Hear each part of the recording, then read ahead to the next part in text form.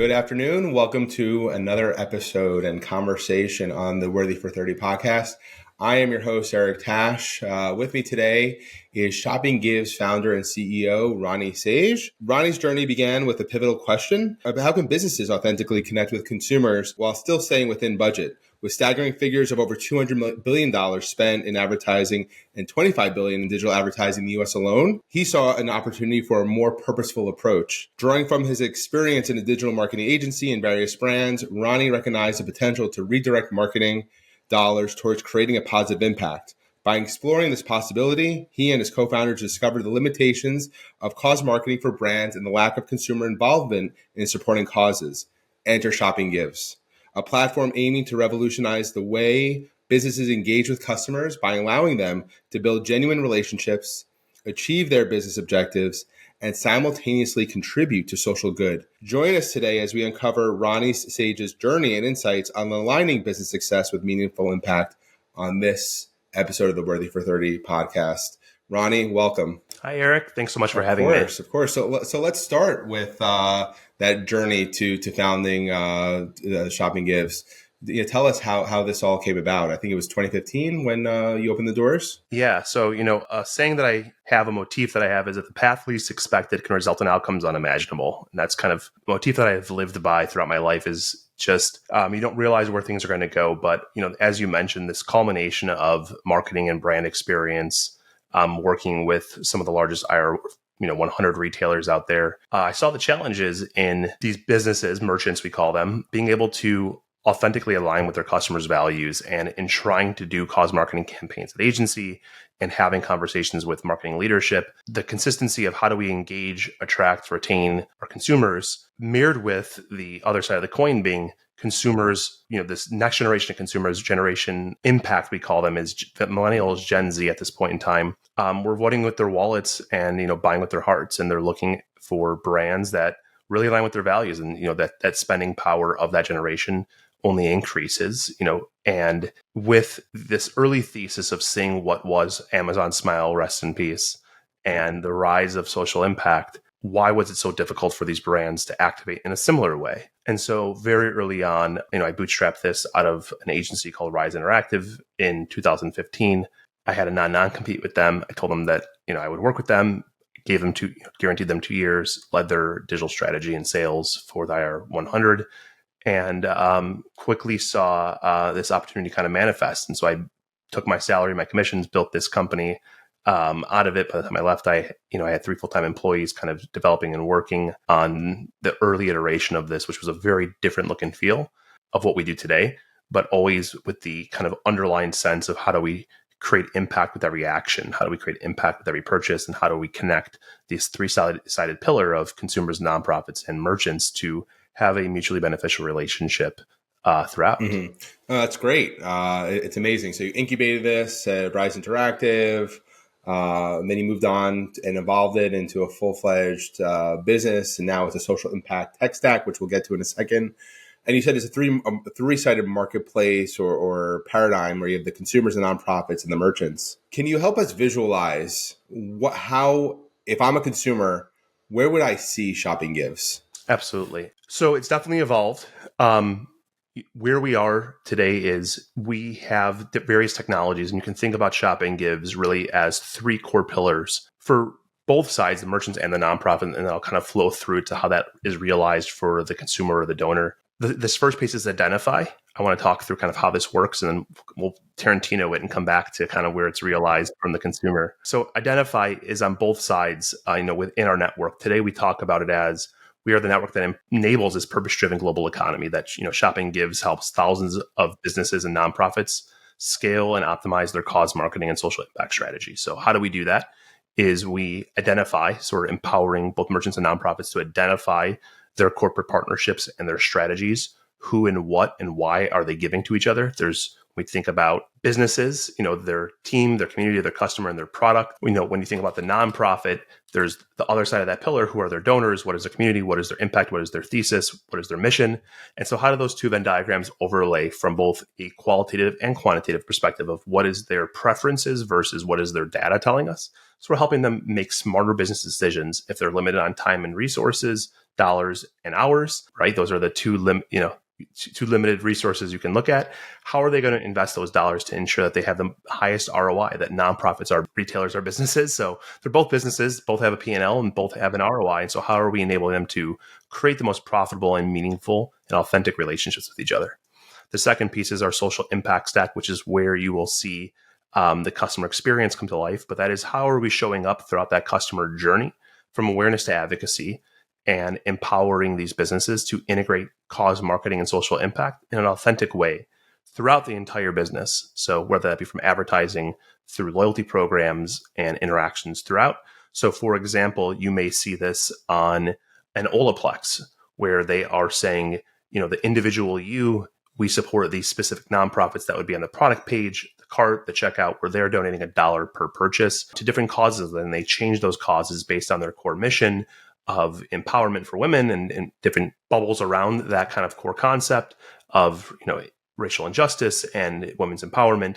And they have these different kind of layers on top of that where you can support an individual cause about the individual woman and, empowering their individual consumer to support on their behalf. They're donating $1 with each purchase versus somebody like a coach, Tapestry, who is saying, as part of our loyalty program, if you are a logged in member of our Insiders program, we donate 1% of your purchase to the nonprofit of your choice.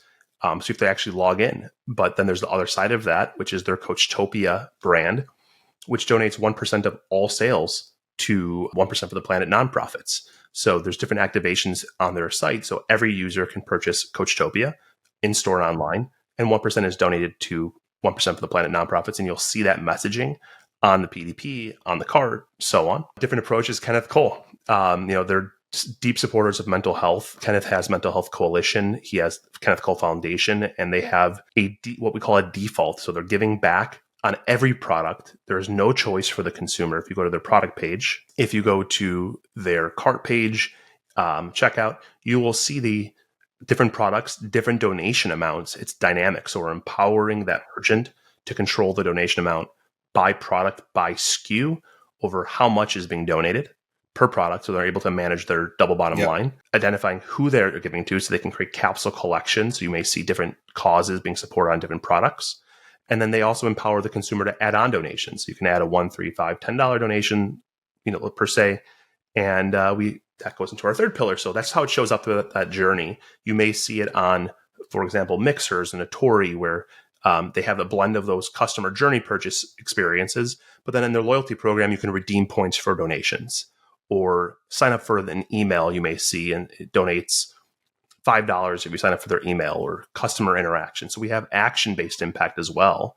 That is non-commerce driven actions that are donating. So you may see different calls to action in that journey from awareness to advocacy, as I talked about, that are driving values alignment and creating impact in that process. And in that third pillar, throughout that process, we have the compliance that we're covering. So we're empowering a compliant, ensuring that when a merchant says they're going to do something, that it's happening and that we're processing those donations. And there's a lot of regulation, which is a huge undertone of what we do, is empowering the regulation and compliance to give back, which is expensive, which is why you see more brands not do it, which is one of the biggest challenges. Is it's a high cost center. But then we measure. So we're empowering these businesses to identify the ROI of their impact, up both sides, based on their campaigns, based on their initiatives.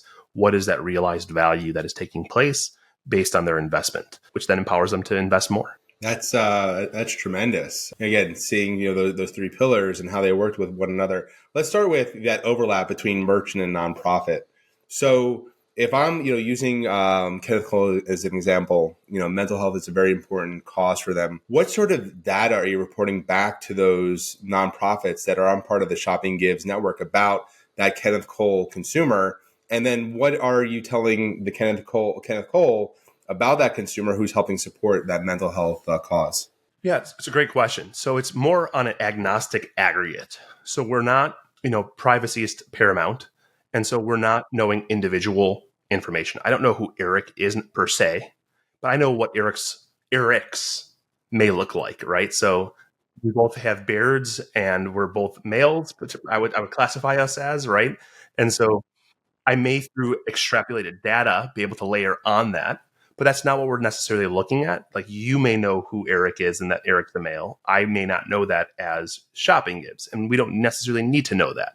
What we do know is that if Eric, by a agnostic ID, right, that is your customer ID, that people like Eric or that your customers at Kenneth Cole are LGBTQ plus IA supporters, or that are education supporters, or what the classification of category is, or delineating down to a specific nonprofit. You can go either way, one to many or many to one. What are the cause categories that you support? Are you a donor? How often? What is your lifetime value? What do you look like? What do your best customers look like as a customer based on their cause preferences is what we can inform a merchant on. Okay. We can also take a merchant's data, again, agnostically, based on your data, Kenneth Cole, and based on our nonprofits data. What are nonprofits data? They're able to share data with us to then say on this Venn diagram, what does that overlap look like? Does Eric show up on Feeding America audience? Think about it as audiences. So is Eric part of the audience of these nonprofits? Okay, that means that Eric's a distinct donor of these nonprofits, which means that the propensity for Eric to actually care about that is higher. So we recommend that you support these nonprofits. So we're able to identify who in that is more in a grouping. So I can say, because your consumer support, let's just keep with fighting hunger, that you customers have donated to fighting hunger. Going on the recommendation side. So, okay, we have you live, you have been giving, your customers have been selecting. Okay, well, very simply, we can now state, here is recommendations of nonprofits because we see the actions being taken by your customers, and here's what they support. That's an action insight, right? We can derive because of the actions, here they are. But then we got to start layering on concepts of, what are your preferences? Are you focused on SGD hunger goals? Well, these nonprofits are also SGD. Are you part of 1% for the planet? And so is this nonprofit.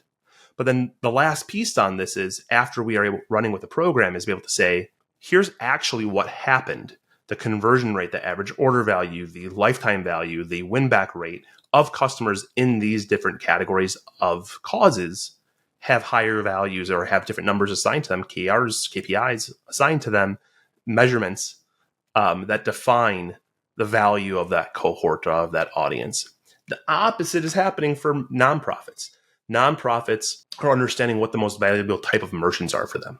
So able to see which businesses are donating to them, of course. They're able to grow their, expose themselves to more businesses, right? They want to grow their business partnerships. So we're able to help identify where their donors are showing up, what business types or what businesses their donors are shopping at. So as they go after new partnerships, they can have a more meaningful relationship. They can go to them armed and say, hey, we have donors who look like your customers or who are your customers already. This relationship will be more fruitful. But there's, again, going back to that undertone of compliance, nonprofits see a mass value in our offering because we streamline the compliance for them. So where they may be having to turn away dollars, that's kind of where it starts even, Eric, having to turn away dollars because the business can't go through the cost of the compliance, where they're saying, we want to partner with you, we want to do a give back campaign, but we can't because it's too expensive to go through the compliance and regulation, where they can leverage our platform to enable them to give back, which is now increasing their donations and their revenue. I can absolutely imagine. I imagine, you mentioned something, for any DTC or any marketer, but more so for the DTC marketers who are going to be listening to this episode, lifetime value. That is the North Star. Like, how much is your average customer worth to you? So on an average basis, you're working with a brand. You don't have to mention the specific brand, but you're working with brands like, again, Kenneth Cole, Coach, Dagny Dover. I just saw the partnership announced. What happens to that lifetime value once those brands start enabling consumers to give? Yeah. I'll tell you on aggregate, we run LTV analysis. And again, this is looking at a customer ID, which is a random identifier. And I can tell you that across our 2,000 plus, 2,400 plus merchants across our entire system, that when a customer donates or is a donor, let's just classify it at top level. So when I say is a donor, meaning they've selected a cause, their purchase created a donation. They may have added on a donation. I'm not going down into like the various cohorts of are they a donor or what session did they donate on? Was it their first purchase or second? Donors versus non-donors, just holistically, it's over 40% increase in lifetime value when you have a donor customer versus non. If you think about, we have a case study with Steve Madden, for example, where this is more specifically, they are measuring, we measured for them first time purchasers who add on donations. The difference between causation and correlation, I want to pause on here, Eric. Correlation is how I'll classify add on donations. Your customers are not necessarily going to spend more, become more loyal because they gave $1.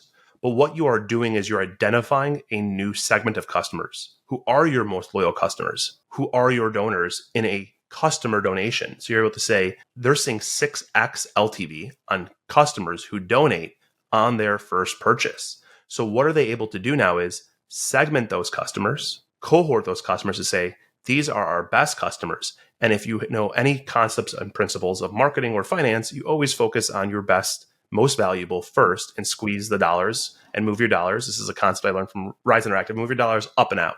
That's, you want to maximize efficiencies before you shift dollars into another channel or into another medium or into another cohort or audience. So you're going to squeeze those dollars out of your best customers and donors. And so you're going to market and message for repeat customer journeys, retention to those donor customers first. 100%. It's the Pareto principle. 80% of your revenue is founded in 20% of your customer base. But it's tremendous to see, again, that the correlation of lifetime value increased, again, using that Steve Madden example. And I imagine too, invariably, what you just said about retention and loyalty, you think about loyalty as, you bought something, you get message from the brand saying, hey, it looks like you're running low on something on this product that you purchased, buy again. You're invited to a loyalty program, to keep the brand top of mind.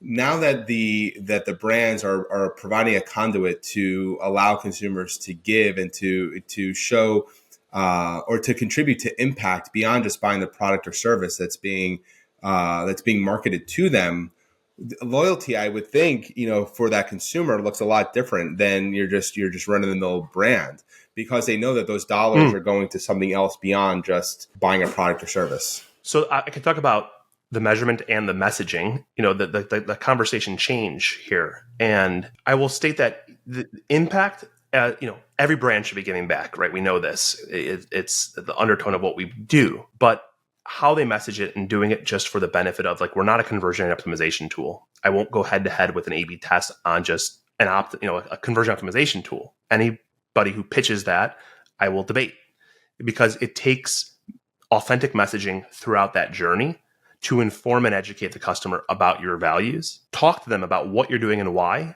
whether that be letting them choose their cause. Why are you empowering them to choose their cause? Why are you having these different moments in time, cultural moments, whatever it may be? And once they become, you can look at that throughout a marketing funnel. This is almost a marketing conversation, but it's what is the open rate, click-through rates, all those leading indicators, and then the lagging indicators around repeat customer purchase and, of course, lifetime value and velocity of purchase. They're looking at the message change to be centered around, here's what we've done. So we have various emails that we get from partners. I love watching and subscribing to our partners' emails and seeing how their messaging graduates to be more impact focused, because they're seeing the results of bottom line click-through rates, conversion rates as marketers through the lens of email marketing or through the lens of ads, top of funnel, educating. But the messaging shifts to, here's what we've created, here's what we've done, here's our impact, here's your impact that you've created. Or personalizing it is one of my favorites, where we can integrate with a Klaviyo, for example, where based on what Eric supported last time, Eric is being messaged about that cause in your email. And so the loyalty is centered around you and what you've supported. And whether you abandon cart or you make a purchase, crafting that message to be personalized to your impact. That's incredible, because again, it's the power of the data. Yes, I understand it's not an A/B optimization conversion tool per se, but again, you're helping these brands create deeper relationships with their customers. Because at the end of the day, there's so much messaging. The media landscape is so fragmented that consumers are being hit, with just a barrage of messages on why this product is superior to that product. And I believe, and again, it's all about purpose driven brands. And what is that brand's North Star? Like I spoke with Ken Bilal, who leads the Center for Brand Purpose at the Association of National Advertisers. And it's not as simple as just checking a box as a brand to say, okay, we're purpose driven. It has to start at the top. It has to start at, okay, our strategy and our mission has to ladder up to that purpose driven North Star. And then it has to pervade all the different facets of the business. So for it to feel authentic.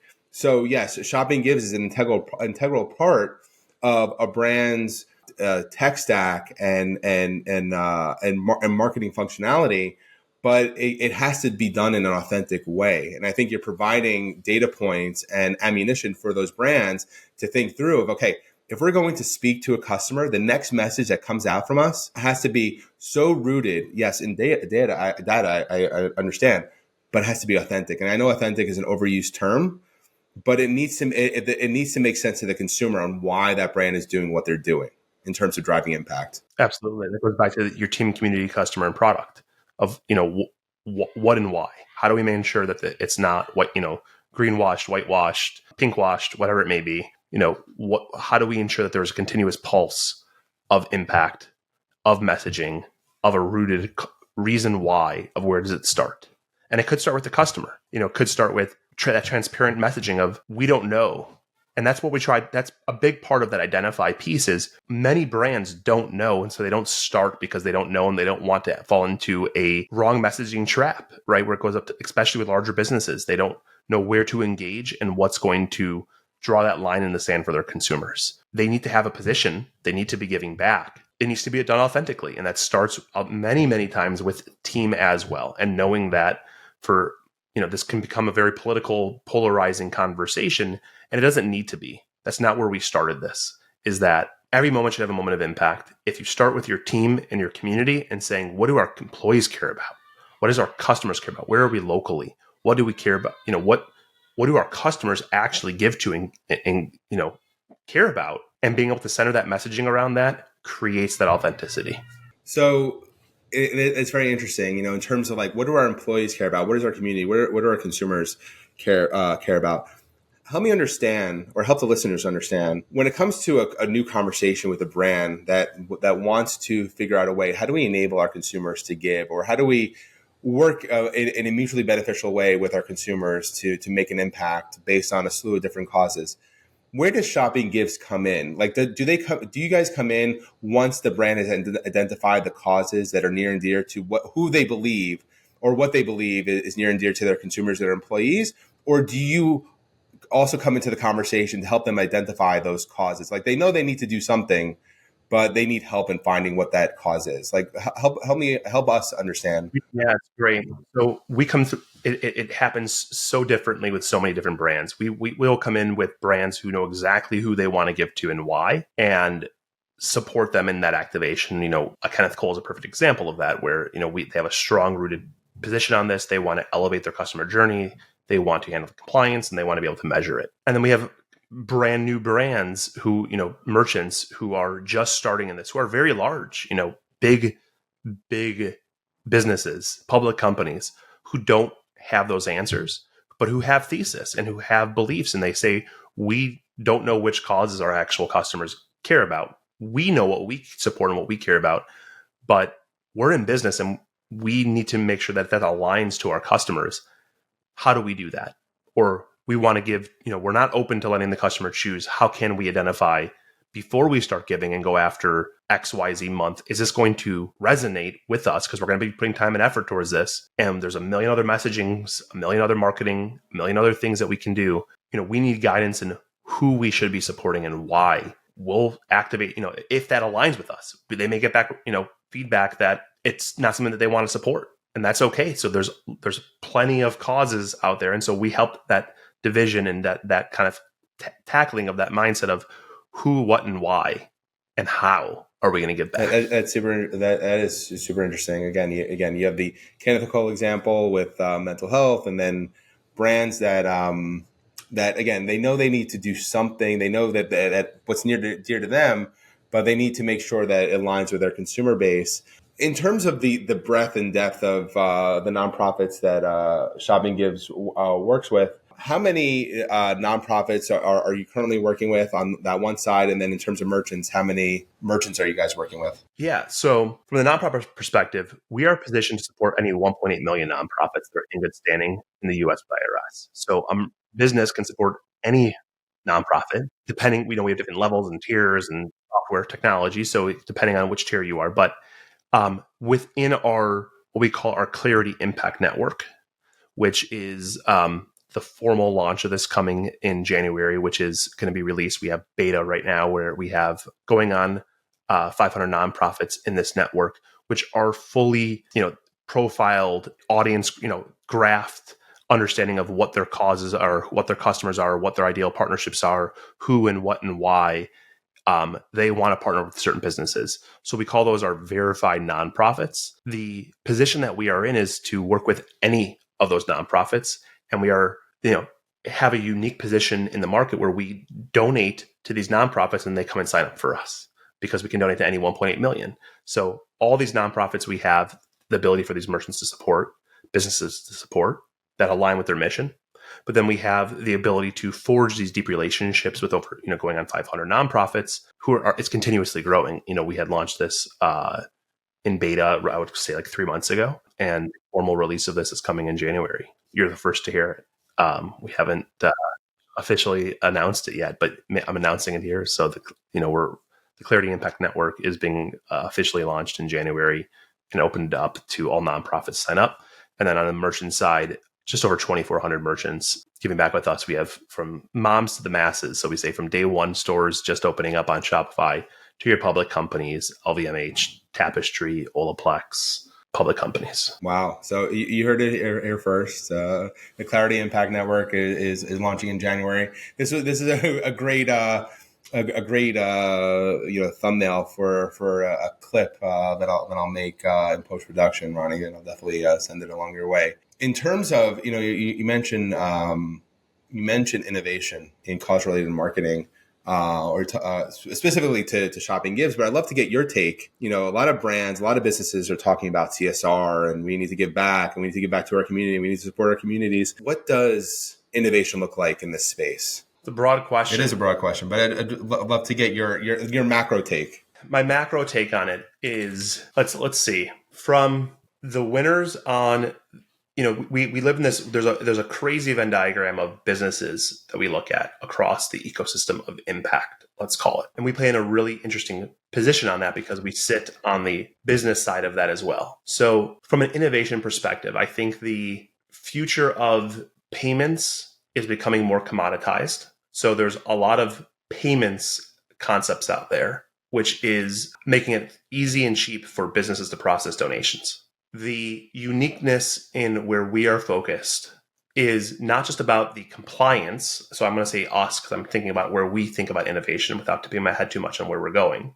But compliance is an undertone that is extremely challenging for businesses and nonprofits. But standalone compliance is not innovative enough for innovation, right? Like we handle the compliance and regulation, but the ability, for the activation of that and how it's realized is where I think the innovation comes in. So, from a macro sense, like what I would think would be extremely cool, this is where I focus, is I always use a whoop band concept. When we innovated around action-based impact, that's extremely innovative, is that hit your whoop band goals and it donates to fight childhood diabetes. Creating a Peloton race on the bike, that live experience where you're riding your bike externally and you're doing bike-a-thons.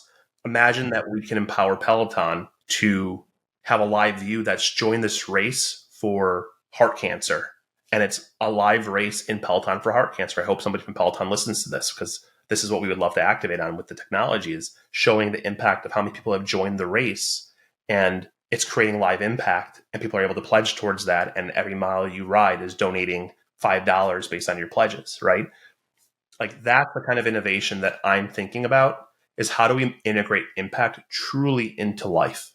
How do we make, we saw a surge of cryptocurrency and of course, every founder's head turns towards that and says, how do we do something there? Blockchain and those concepts are tools to impact, but not the innovation core. At some point, our donation ledger is essentially blockchain, but there's not a need for it to be public blockchain. We account for it, we're audited, but it doesn't have a I'm looking for the right word here. It doesn't have a utility in consumer markets, right? For it to be a public blockchain or on a open network like Poly or Ether or whatever it may be. But I think virtual experiences, QR code had a massive resurgence in the last few years, 5 years, where you can scan a QR. We're seeing more of this. Where how do you create virtual experiences to tell a story in that moment? So that could be VR or augmented reality, where joining life experiences, being able to share stories of the impact. There's a very clear moment in time that it's in retail. That, like, from an innovation standpoint, you hit on something that's really interesting, is creating these sort of frictionless, not frictionless, but I think it's more so of everyday life experiences where you don't think about supporting a cause or supporting a business in isolation or in vacuum. It's just part and parcel of life, right? It's, you mentioned Peloton. A lot of people ride Pelotons. A lot of people are Peloton owners. How do you add a social impact component to it, which I think is incredibly interesting. And what are some of those sort of everyday life experiences that you don't think about consciously that can infuse or incorporate a give back or impact component? And it is, and also, digital payments is definitely a space. It's people need to keep their eye on in terms of innovation, how it evolves, relative to other sort of shiny objects. You mentioned blockchain, AI. Again, they're talked about, but do they have real life utility? And I think you hit upon something that's incredibly interesting. Again, how do you think of social impact, not in a vacuum, not in isolation, but again, part of an everyday experience? So I think to the listeners, I think, you mentioned Peloton, got to tag Peloton in the show when I post it, and also talk to my friends. I have a friend who knows someone who knows, everybody knows somebody. So the Kevin Bacon, the Kevin Bacon effect. But again, it's fascinating. It's like the simplest, the Occam's razor. The simplest answer is usually the right answer. It's I think when you overthink innovation, it's actually more conventional than people often think. But again, it comes down to the execution. Where I want to end our conversation, Ronny, we can talk for hours. For the entrepreneur who's listening, you mentioned you work with day ones, to the established, to publicly traded companies, to the entrepreneur who's going to open up their business today. And based on your experience, again, combining, again, this Venn diagram of nonprofits and merchants and consumers to impact and create positive impact in the world. What's your advice to them based on your experiences? Find a great partner, find great team. So find the right who's up front, vision aligned with you. Having a good partner or a great partner is instrumental in that process. I mean, I find that's kind of where I find my, in those lulls, find my inspiration is through my team and through my, leadership team and my partner, and being able to have that confidant. And there are other ways for you, of course, as a solo entrepreneur, to find that is through mentorship, but finding people who have done it, finding people who are in it that you can learn from. Learn on somebody else's dollar as long as you can. Be an entrepreneur before you're an entrepreneur. That's what I always say is, find opportunities to innovate within and validate and learn how to be cross-functional, act as a CEO within a division of a startup, and innovate and learn and build on somebody else's dollar to be able to repeat and execute on that process and whatever your vision may be. And there's a lot of technologies out there to build less, validate more, faster. Just if we would have the technology stack with Airtables and your ChatGPTs and your the no code stuff, there's just so much you can execute on and build in a easy, fast way to get the validation points before you go and invest a ton of money. That's super interesting. Yeah, again, being the entrepreneur before being the entrepreneur before being the entrepreneur. Again, you spend other people's money to learn and to figure things out. And it also sounds like, to not be afraid of asking questions and to be curious. Like, I imagine the curiosity index of an entrepreneur, again, based on your experience, is very high. Everything is a question. Everything followed up with a question, and being uncomfortable is a massive piece here. Is like, just got to be comfortable being uncomfortable over and over again. Every day is new, and it only gets harder. So be comfortable in that chaos state. Be comfortable in that. I love it. Ronny, it's been a pleasure. I'm really grateful, and I would be remiss not to mention this. I'm really grateful for Mark Carlin, a mentor, a former boss, a good friend of mine, for introducing me to you, Ronny.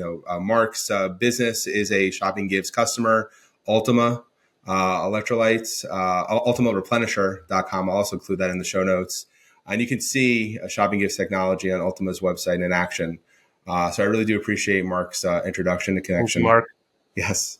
And, for people who want to, who have questions, Ronny, who want to learn more about ShoppingGives, where can they find you? Where can they find ShoppingGives? Yeah. Of course, all the social platforms, ShoppingGives is our handlebar, and shoppinggives.com. You can reach out to me on LinkedIn, of course, if you want to connect or learn more. Excellent. Well, Ronny, again, pleasure. Thank you for taking the time, and we will talk soon. Thank you, Eric. Appreciate you having me.